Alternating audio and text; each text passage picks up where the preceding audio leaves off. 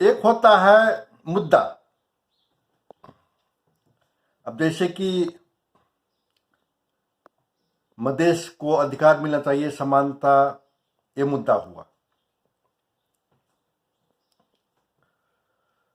तो इतना संघर्ष किए, दशकों से चल रहा है, राइट। वो 17 साल वाले भी किए, 7 साल वाले भी किए। आधुनिक इतिहास में वो गजेंद्र नारायण सिंह, उपेंद्र यादव, अभी अब सीके राउत, ये मधेश आंदोलन का तीसरा चौथा संस्करण चल रहा है। तो क्यों इतना दिक्कत?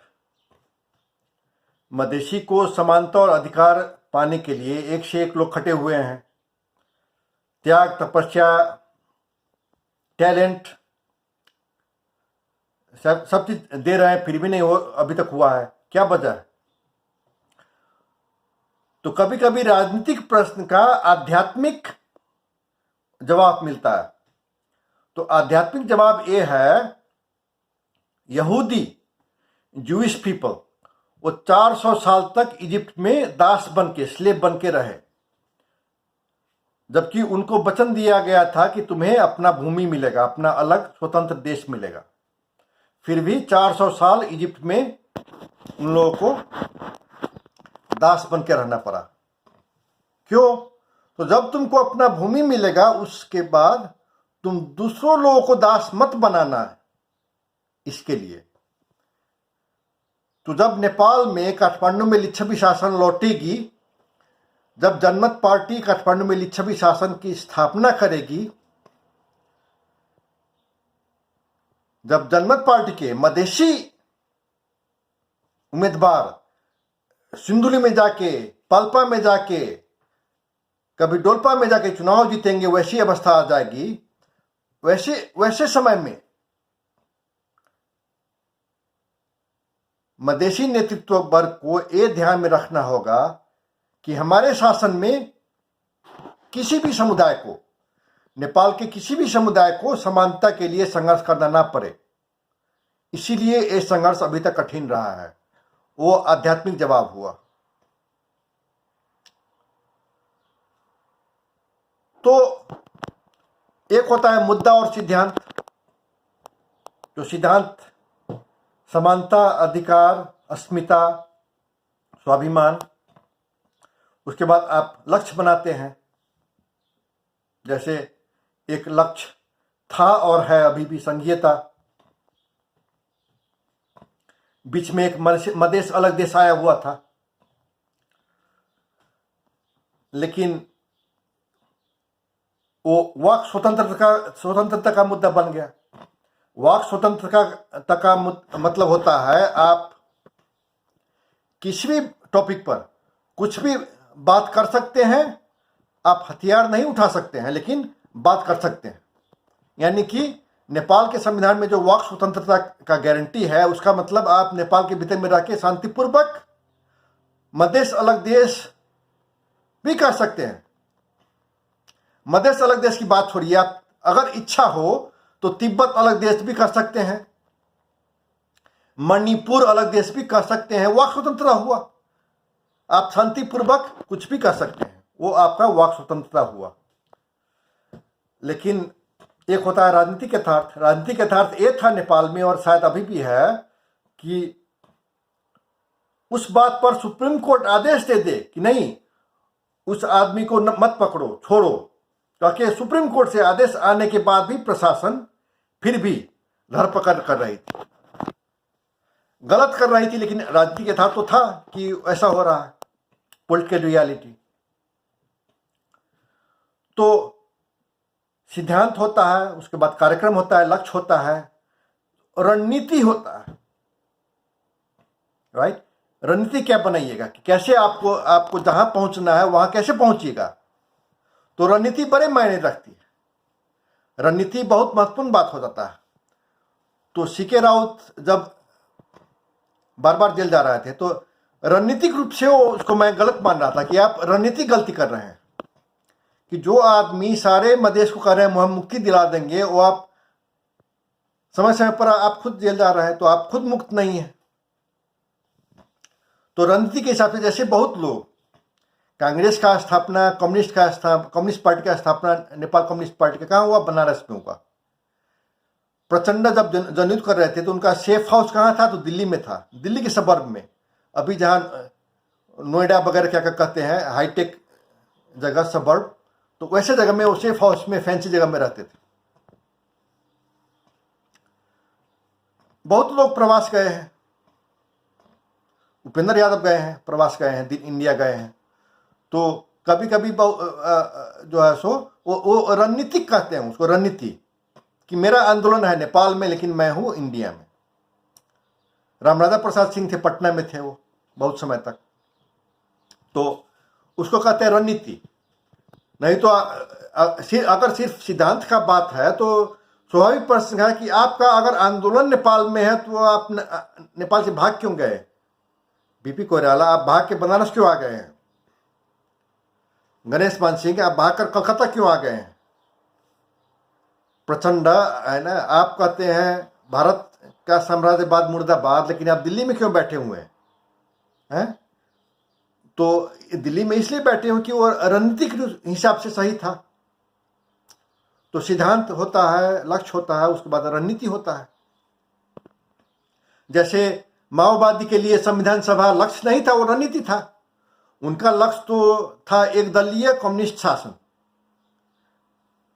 तो अभी जो बहुदल मान रहे हैं वो रणनीति है कि अब उनका लक्ष्य यही है। तो वो तो कर रहे हैं रणनीति कि इससे ज़्यादा मैं अभी कर नहीं सकूंगा, मेरी क्षमता नहीं है, इसलिए अभी हम मान लेते हैं। तो रणनीति है उनका, उनका लक्ष्य नहीं, उनका सिद्धांत तो अलग है।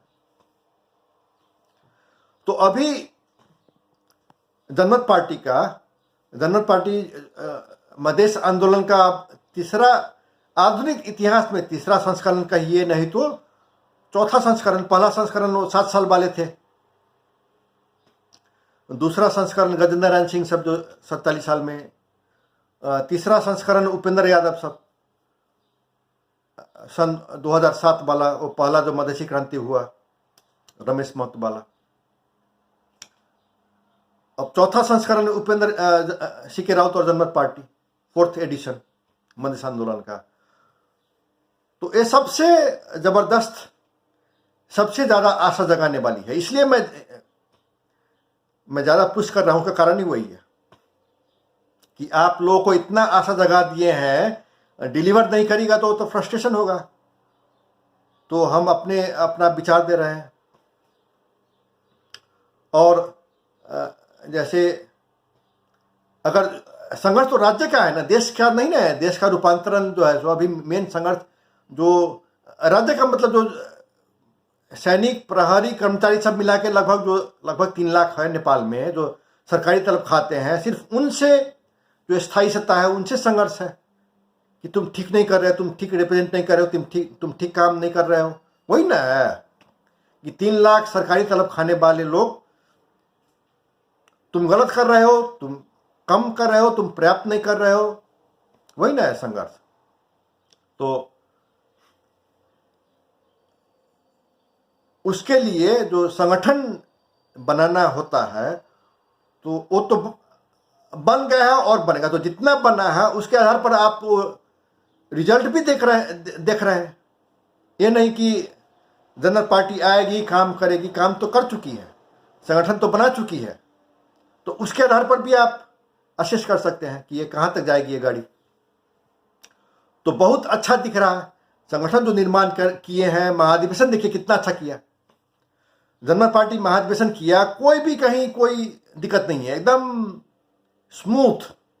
और तुलना करिए कांग्रेस से। अभी जो कांग्रेस जो महाधिवेशन करने जा रही है, कम्युनिस्ट महाधिवेशन करने जा रही है, कितना उठा। वो एक समय था जनकपुर से जयनगर तक ट्रेन हम चढ़े हुए हैं, दौरा, कोयला भी नहीं, वो दौरा डाल के चलाते थे ट्रेन। और अभी का डीजल इंजन, तो अभी का डीजल इंजन जो है जनमत पार्टी के महाधिवेशन के आधार पर हम करें। जो जनकपुर जयनगर रेलवे का जो डीजल इंजन आया हुआ है, तो वो जनमत पार्टी का संगठन है। और दौरा पर चलाते थे, मेरे को याद है, मैंने देखा हुआ है, लोग ट्रेन से चलती ट्रेन से, ट्रेन चल रही है, स्टेशन छोड़ दिए, अब अगले स्टेशन के लिए रास्ते में है, उतर के खेत में वहां पेशाब करके फिर दौड़ के ट्रेन पकड़ लेते थे, चलती ट्रेन। तो कांग्रेस वो है, कांग्रेस जो है सो दौरा पर चलने वाली ट्रेन है। कभी कभी तो वो ट्रेन चल रही है, रास्ते में जाकर रुक गई, पता नहीं चला कैसे रुक गई। घंटों से 2 घंटा बैठे हुए वहीं बीच में, बिचौरी में स्टेशन छोड़ दिया, अगले स्टेशन आया भी नहीं, बिचौरी में बैठा हुआ 1 घंटा 2 घंटा से। तब उसको वो एक छोटा सा 4 चक्का वाला, उसका कोई इंजन नहीं है, उसको पुश करके स्पीड हुआ, फिर पकड़े, फिर स्लो डाउन हुआ, फिर उतर के फिर पुश किए, तो थोड़ा गति पकड़ा, फिर चढ़े। वैसे करके एक कोई आया मैकेनिक, ये मैं अपना अनुभव बता रहा हूं, आया, उसके बाद वहां आके क्या फिक्स किया, फिर ट्रेन चलने लगा, फिर तब हम लोग आए फिर जनकपुर।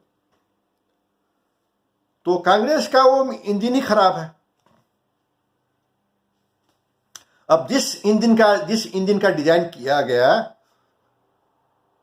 राणा शासन से लड़ने के लिए, उसको आप आज 21st सेंचुरी में कहिए तुम दौड़ो, तो आपकी गलती हुई ना।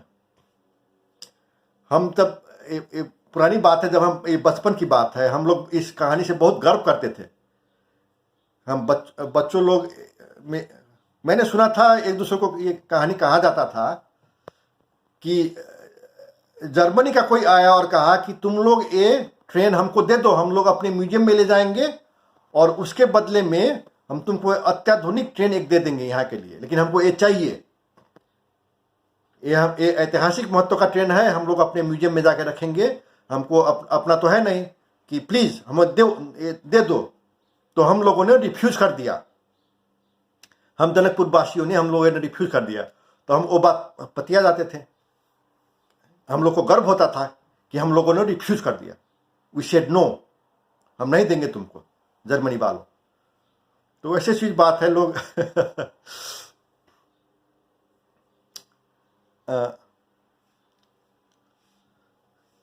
दूसरा एक कहानी था कि नेपाल में इतना मिनरल सब है जमीन के अंदर में, नीचे में बहुत ज्यादा,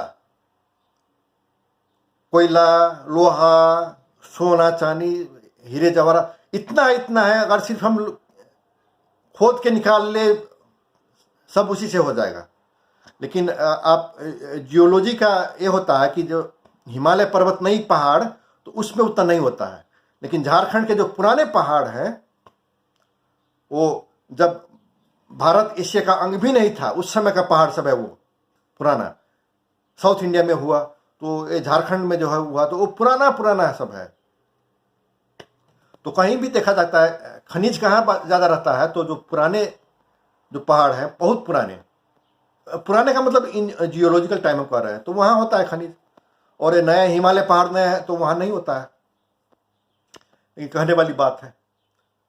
तो अब जो कांग्रेस जो रेलवे इंजन बना राणा शासन से लड़ने के लिए है, तो उसको आप अप्लाई करिए कि नहीं, अब 21वीं शताब्दी का आर्थिक क्रांति भी तुम ही करो। तो वो कांग्रेस का गलती हुआ कि आपका गलती हुआ?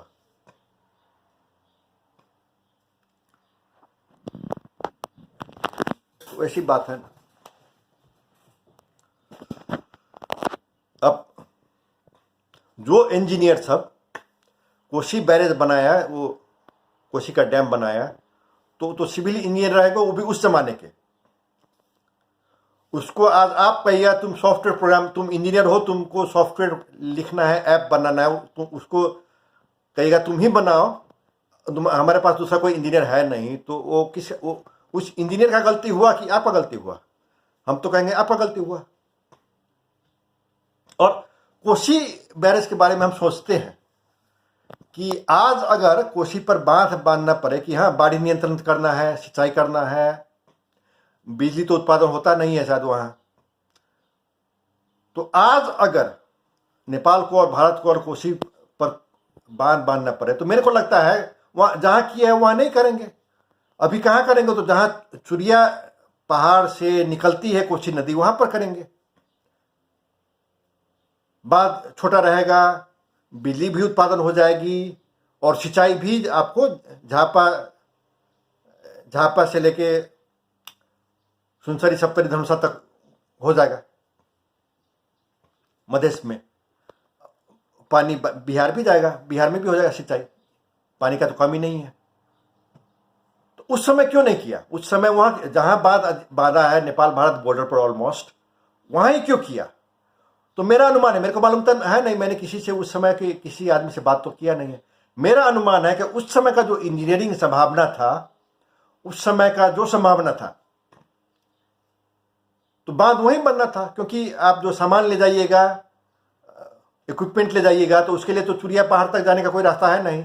तो नेपाल भारत बॉर्डर पर इसलिए किए कि वो जो सब सामान ले जाना था वहां, निर्माण सामग्री सब, तो वहां ले जाने में आसान हुआ होगा, तो इसलिए वहां बनाए हैं। नहीं तो आज अगर बनाया जाए तो वो तो बहुत गलत जगह पर बना हुआ बांध, तो वो बात है। तो आज जो है सो वो कोसी बांध अजीब लगता है कि कैसे गलत जगह पर बना दिया हुआ है। उसको बांध बांध के जो पानी रोकते हैं, और कितना डुबान में पड़ जाता है जमीन, उतना अच्छा जमीन। तो है ना, आज उपयुक्त होता कि जहां से चुरिया पहाड़ काट के कोसी नदी जब मध्य में प्रवेश करती है, that is the best place. और उस मेरे को लगता है अभी बनाना भी चाहिए फिर से, क्योंकि अभी तो अब वो काम नहीं ना कर रही है, अभी वो like it has become outdated, तो उस पर विचार होना चाहिए। तो मेरे कहने का मतलब ये है कि जिस इंजीनियर ने उस समय पढ़ाई करके कोसी पर बांध बांधा, और आप कहिएगा देखिए मेरे पास दूसरा इंजीनियर तो है नहीं, तुम ही हो इंजीनियर, लेकिन आज मेरे को बांध नहीं चाहिए, मेरे को अपने मोबाइल फोन पर एक ऐप बनाना है, तो तुम इंजीनियर बनाओ, तो वो आपका गलती हुआ। तो एक कांग्रेस पार्टी, वो बनारस में स्थापना हुई पार्टी, राणा शासन से लड़ने के लिए बनाई हुई। मैंने एक बीपी कोइराला का एक इंटरव्यू यूट्यूब पर है, कोई भी सुन सकते हैं, वो बीबीसी में कभी वो 36 साल, कभी वो शायद मेरे को लगता है 36 साल का वो जन्म संघ हार जाने के बाद किसी संदर्भ में वो लंदन गए हुए थे, तो वहां एक नेपाली पत्रकार देखिए बदमाशी, उसका इंटरव्यू ले लिया लेकिन पब्लिश नहीं किया, पब्लिश करने के लिए इंटरव्यू लिया ही नहीं। वो इंटरव्यू लिया और वो नेपाल के सत्ताधारी को खुश करने के लिए कि देखो बीपीए कर रहे हैं, तो जासूसी किया वो,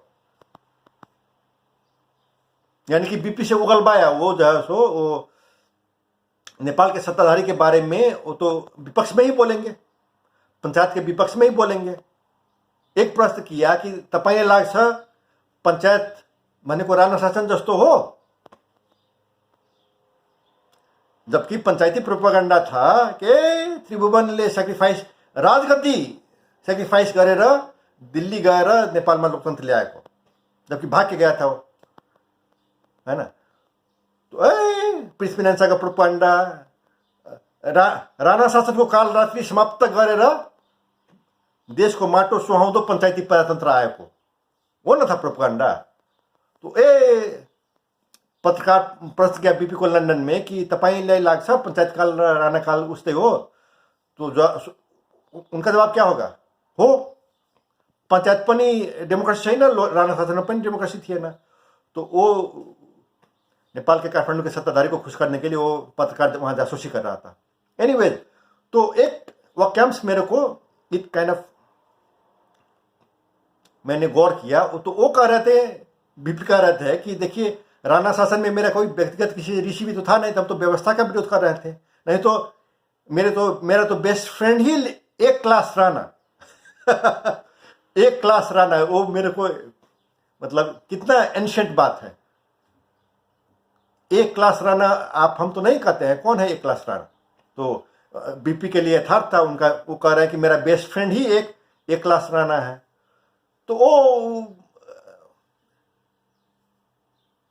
उस राणा शासन का विरोध करने के लिए जो पैदा हुई पार्टी को आप घींच तान के यहाँ तक लाए हैं। अब कहिए अगला काम भी तुम ही करो, तो कैसे होगा? तो जनता को सोचना चाहिए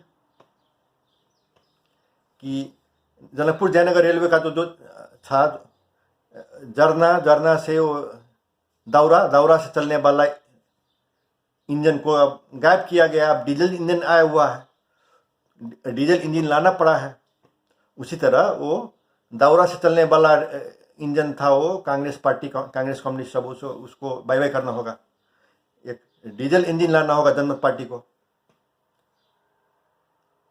और रणनीति की बात है, आपका स्टार्टिंग पॉइंट है मधेश को समानता और अधिकार मिले, ठीक, लेकिन रणनीतिक बात यह है कि वहां तक पहुंचने के लिए वही बात पकड़िएगा तो वो ज्यादा दूर जाइएगा कि दूसरा मुद्दा पकड़ना पड़ेगा। तो मेरा कहना है कि रणनीतिक हिसाब से उस मुद्दा को तो रखिए जो संविधान संशोधन करना है। हम तो कहते हैं नया संविधान